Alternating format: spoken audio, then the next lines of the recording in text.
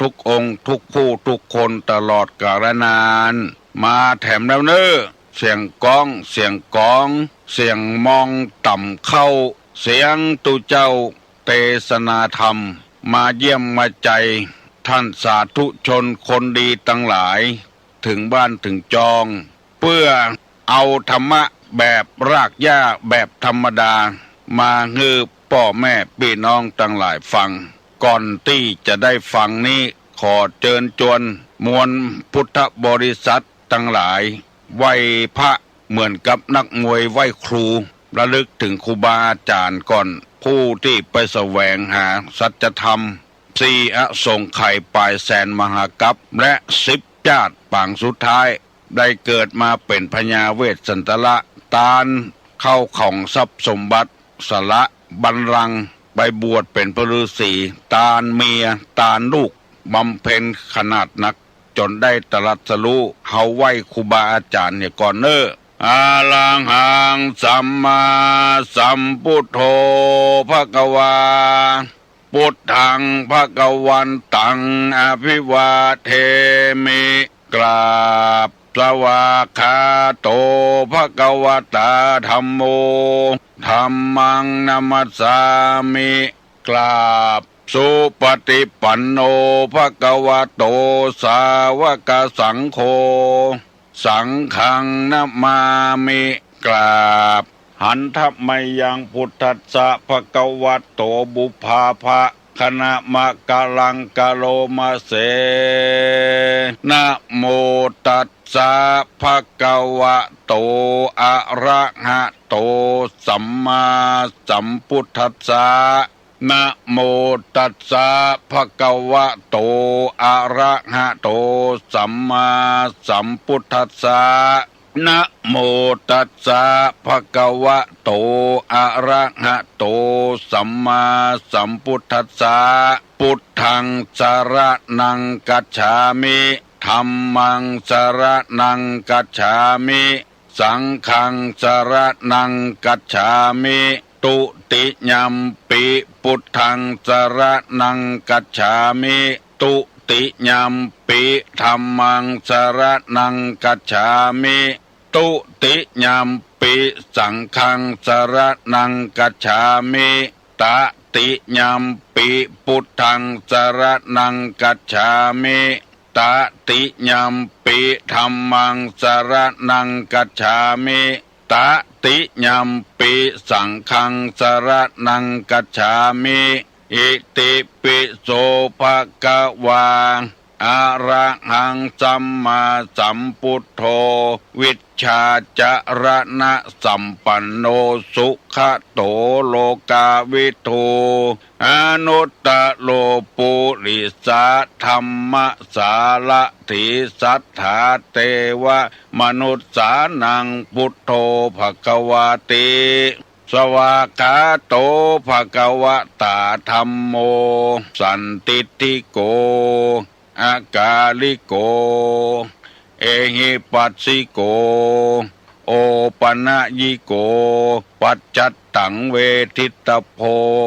วินยูหิติสุปฏิปันโน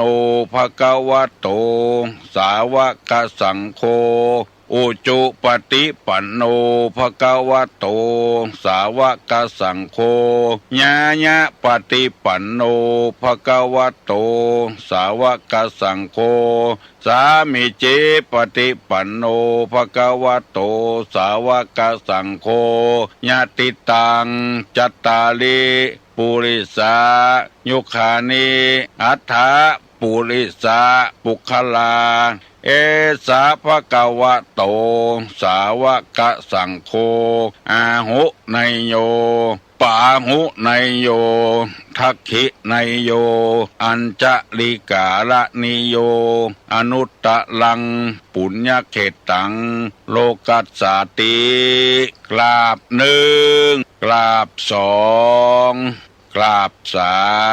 มกาเลนะธรรมัตตวัตนังเอ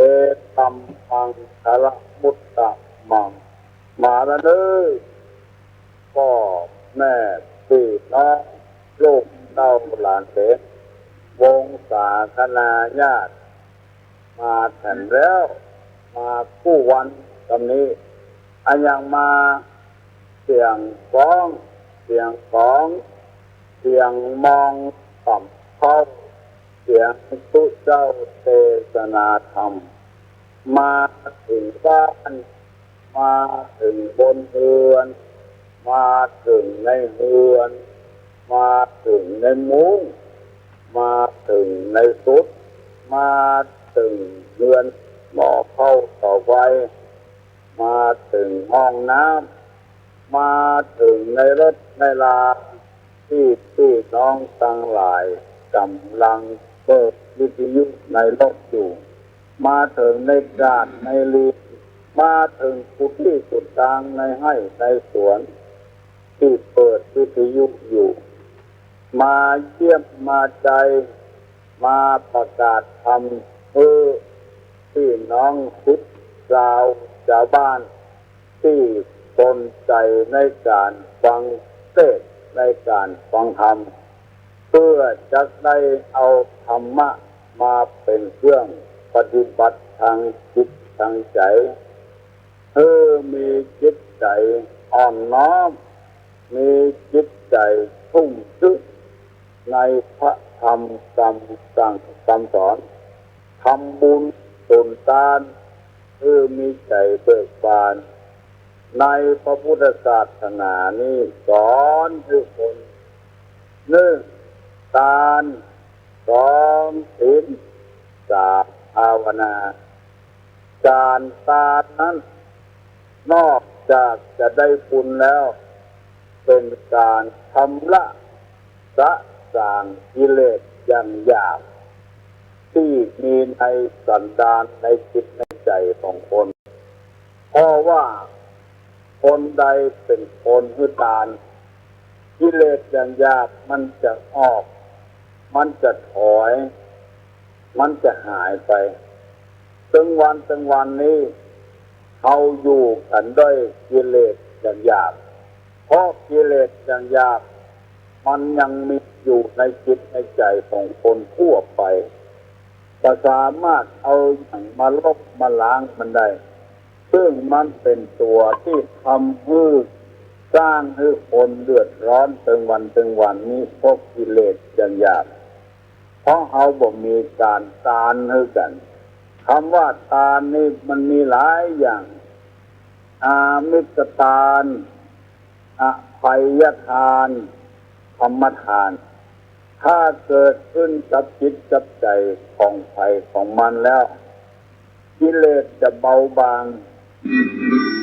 ความชั่วร้ายต่างๆจะเบาบางลงไปความเครียดความแค้นความอิจฉาริษยาความอาฆาตความพยาบาทมันจะเบาบางและหายไป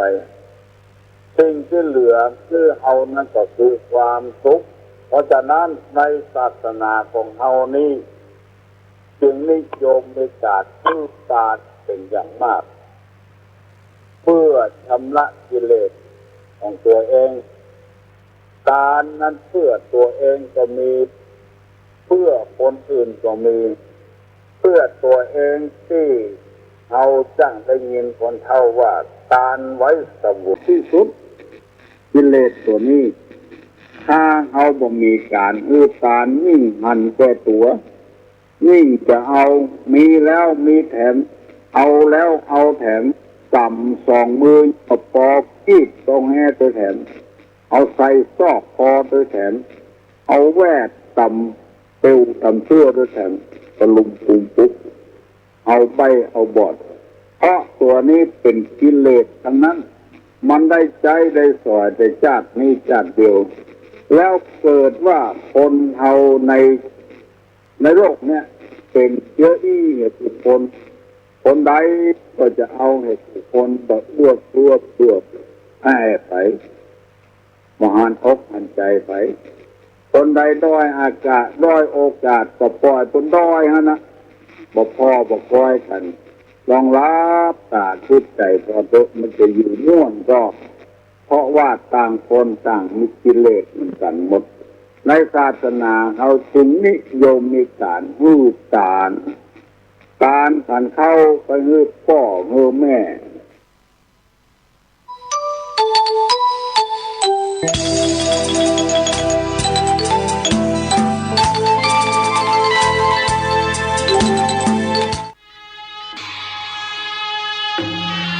จะเบาบางลงไปความเครียดความแค้นความอิจฉาริษยาความอาฆาตความพยาบาทมันจะเบาบางและหายไปสิ่งที่เหลือคือเอานั่นก็คือความสุขเพราะฉะนั้นในศาสนาของเฮานี้จึงนิยมในการซื่อสัตย์เป็นอย่างมากเพื่อชำระกิเลสของตัวเองการนั้นเพื่อตัวเองก็มีเพื่อคนอื่นก็มีเพื่อตัวเองที่เราจังได้ยินคนเท่าว่าการไว้เสวยไปหน้าคำว่าเสวยนั้นก็คือการกินการใช้นั่นเองทั้งอุปโภคทั้งบริโภคคำว่าอุปโภคนี่คือการเอาไปใช้ในวันข้างหน้าเพื่อมันหมดเพื่อมันเที่ยงในชาตินี้ชาติหน้ายังเชื้อยังเหลือมีเยื่อมีใยอยู่กรรมจัดกิเลสอย่างหยาบที่มีในสันดานมันหยาบที่สุดกิเลสตัวนี้ถ้าเอาบ่มีการการนิ่งหันแก่ตัวนิ่งจะเอามีแล้วมีแถมเอาแล้วเอาแถมกำสองมือเอาปอกกีดตรงแห่ตัวแถมเอาใส่ซอกคอตัวแถมเอาแวดต่ำเปลวต่ำเชื่อตัวแถมตะลุมปุมปุ๊บเอาไปเอาบอดเพราะตัวนี้เป็นกิเลสทั้งนั้นมันได้ใจได้สอยแต่ชาตินี้ชาติเดียวแล้วเกิดว่าคนเอาในโลกเนี่ยเป็นเชื้อเหตุผลคนใดก็จะเอาเหตุผลแบบรวบให้ไปมหันอกหันใจไปคนใดด้อยอากาศด้อยโอกาสก็ปล่อยคนด้อยฮะนะบ่พอบ่คอยกันลองรับตาคิดใจพอตัวมันจะอยู่ม่วนก็เพราะว่าต่างคนต่างมีกิเลสเหมือนกันหมดในศาสนาเขาจึงนิยมมีการฮือการขันเข้าไปฮือพ่อฮือแม่ฮือพี่ฮือน้องฮือครูบาอาจารย์ก็เป็นการชำระกิเลสอย่างหนึ่งแล้วก็ได้มาซึ่งกตัญญูกตเวทิตาต้นตายจากภาคไปนานหาประมาณบ่ได้เจ็ดเส้นขกุลตั้งพ่อเป็นเจ้าเส้นขกุลตั้งแม่เป็นแดนเส้นขกุลตั้งพ่อเมียแม่เมียพ่อผัวแม่ผัวเป็นฝ่ายวางอารมณ์อะไรวางจิตวางใจไปทางใดจะไปต้องทุกวางจตุระอบายตายไปเป็นเพศเป็นผีอสุรกายลำบากห้อมบ่ได้อาบยากบ่ได้กินขอมีบุญกุศลที่เอาทำตาขันเข้าตาสัพพะกระปุนมีเพื่อได้กินเป็นบริโภคโอนปีญาปราบติสุขเพื่อได้ถึงทุกวันนี้ยามนี้ในปอนของผู้เจ้าต้นจะว่าเจ้าแล้วก็เฮาก็เต็มอกเต็มใจโอ้บางคนไปหลงไปฟังคำคนเขาบอกคนปลากรรมตำเหนือเขาบอกคนปลาคำว่าคนปลานี่ถ้าแปลเป็นคนไทยก็ว่าคนพานต้นตายไปมาใดมาเบาแล้วไปตานสันเข้างูเพื่อนนี่อย่างแถมต้นจะไปเกิดล่าชวนต้นมากินข้าวแทนอันนี้เป็นภาษาของคนพานคนปลากรรมเก่าคนบอกว่าใครคือเว้นบอกนั่นคือใครเว้นหมานั่นคือเว้นศอกเดียวเว้นหมานี่ปอศอกเว้นวอกคือปอวา เว้นคนปาลานี่ให้ได้แสนโยชน์อย่าไปคบไปหาสมาคมจะไปคุ้นไปเกยกับมันคนจำพวกนี้เพิ่นจะทำคุณงามความดีคิดถึงหาพ่อหาแม่หาครูบาอาจารย์หาคนที่มีบุญคุณของเพิ่นจะทำบุญทำทานกับเพิ่นไปห้ามคนเนี่ยไปตายเมื่อใดมาเป่าแล้วไปตานนี่อย่างแถมนี้เป็นต้นอันนี้เป็นคนพาลาบ้านเฮาว่าคนปาลาคนไทยว่าคนคานโอ้เว้นคนจำพวกเนี้ยเมื่อได้แสนโยชน์จะไปใกล้มันเมื่อใกล้มันไกลก็จะจนกันมาอันเหมือนกับเอาออกรถกันหนึ่งไปตั้งสันกำแพงไปตั้ง117เนี่ยแทนกันหนึ่งมาตั้งแม่ริมแม่แต่งเชียงดาวเปล่าฝั่งมันแบบปะกันเสื้อมันตึงแบบโจรกันเสื้อคนพานเอาหัวเป็นคนพานนี่ก็มือลิบเด็กมันเนี่ยจะไปใกล้ไปจ่ายมันไปห้ามเพิ่นจะทำบุญทำทานมันเป็นการชำระกิเลสทำมันเข้าที่ไหนนะมันเกาะกินหัวใจคนที่หั่นทำให้คนได้มืดได้บอดเพราะว่าทุกคนนี่เป็นไว้เป็นสี่จำพวกบางคนมืดมาแล้วก็มืดไป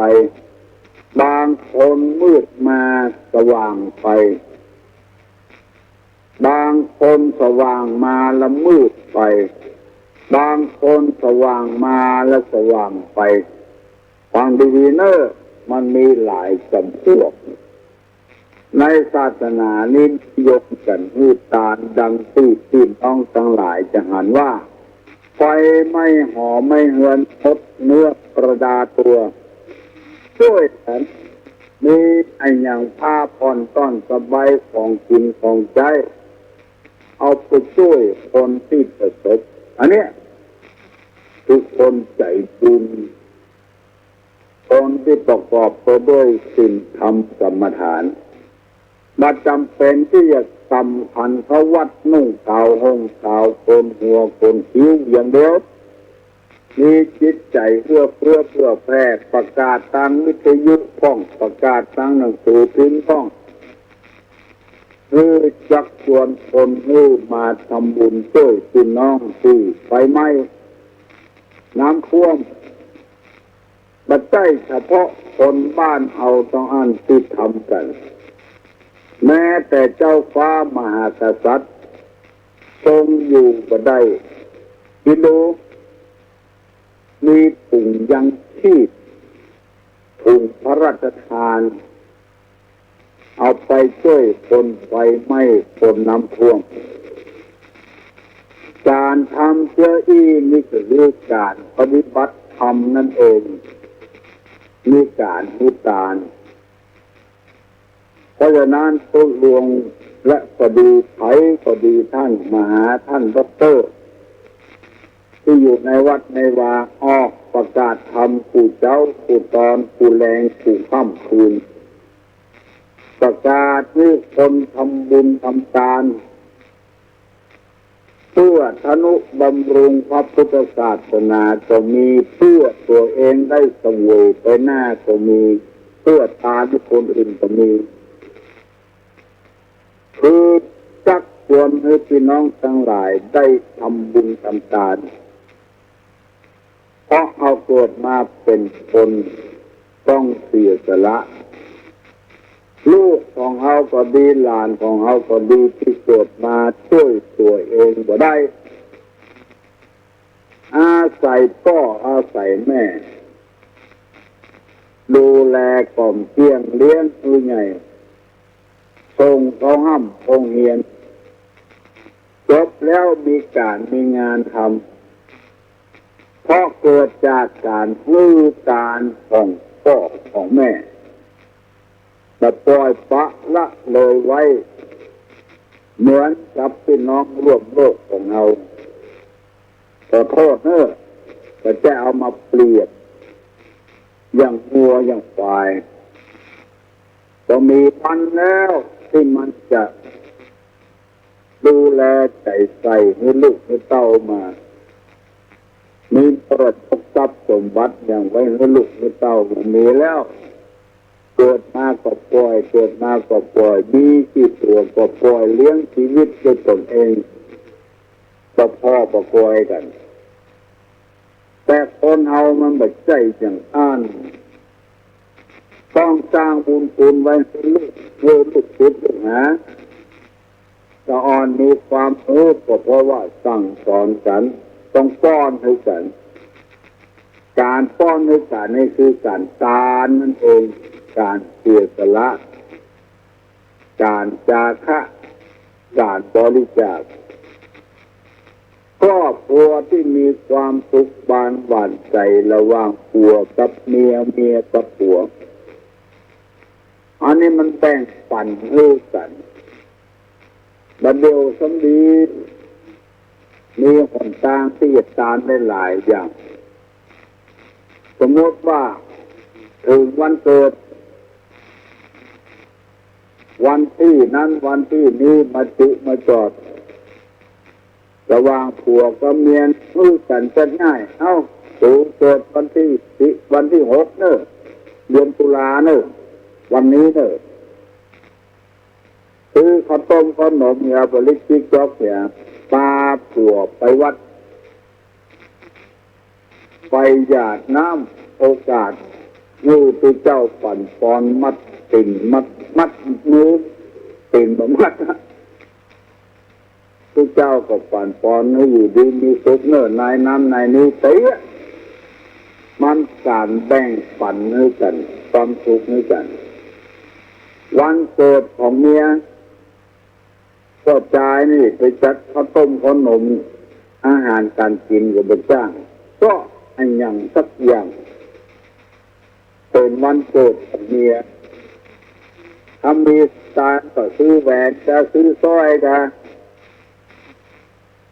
ซื้ออย่างว่างอกน้ำหอมสักขวดเนี่ยเอาให้เมียมันจะม่วนอกม่วนใจใจดีใส่กันมันเป็นการชำระกิเลสอย่างว่าความอักมันจะเข้มข้นยิ่งขึ้นดีอกดีใจขึ้นหรือว่าปลาลูกปลาเมียเกิดของแม่ไปร้านอาหารปลากันกินข้าวสะคาบเลี้ยงข้าวสะคาบมันม่วนอกม่วนใจอยู่อย่างที่จะต้องระแวงสงสัยกันอันนี้ทรงแห่งการทานที่นักปราชญ์บัณฑิตเป็นว่าชำระกิเลสอย่างหยาบที่มันมีต่อกันที่ฆ่ากันฟันแทงกันถึงวันนี้มันบ่มีการทานนอกจากบ่มีการทานนั้นลูกของคนแย่งของคนกันมันบ่ม่วนไปถึงวันเฉพาะสิ่งเหล่านี้โอ้ไปได้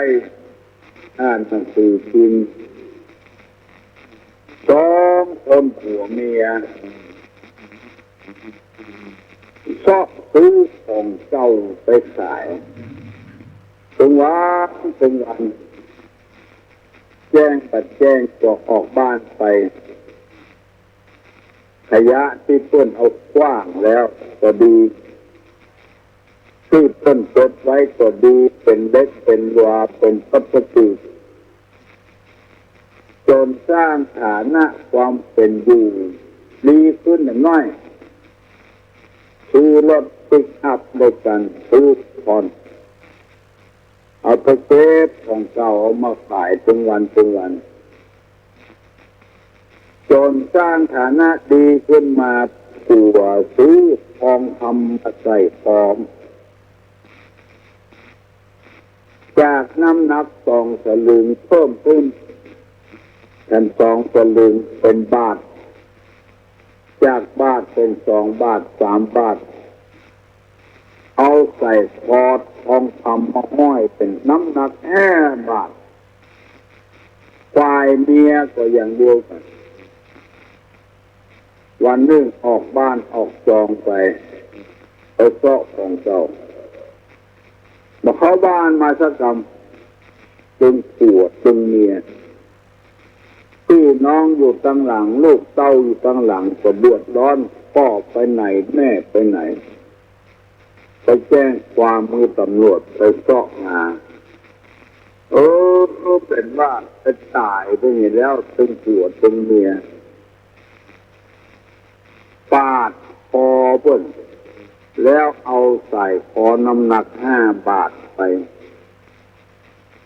ฝ่ายเมียก็น้ำหนักเท่าเดียวกันแต่ว่าประเทศทองเป็นทองตู้ผสมบูรณ์มาเอาไปสกรรมลดต่อละเนี่ยเลยนั่นคนก็ไปตายเลยถ้าบ้านเมืองเอาเป็นอย่างที่เหตุถูกคนถูกที่ถูกตามอันยังจะเกิดขึ้นก็ออกไม่ออกกาเลนะธรรมสวนังการฟังธรรมตามกาลเวลาเป็นมงคลอันประเสริฐเวลานี้จะหมดเวลาแล้วยกมือขึ้นไหวเนิดตัวลุงจะปั่นปอนเป็นสิริมงคลอายุวัฏโกธนวัฏโกสิริวัฏโกญัสสะวัฏโกปละวัฏโกวันนะวัฏโกโหตุสัพพตาทุกขโลกาพญาเวลาโสกาจันตุจุปตวาอเนกาอันตระญาปิวินะสันตุจเตจสา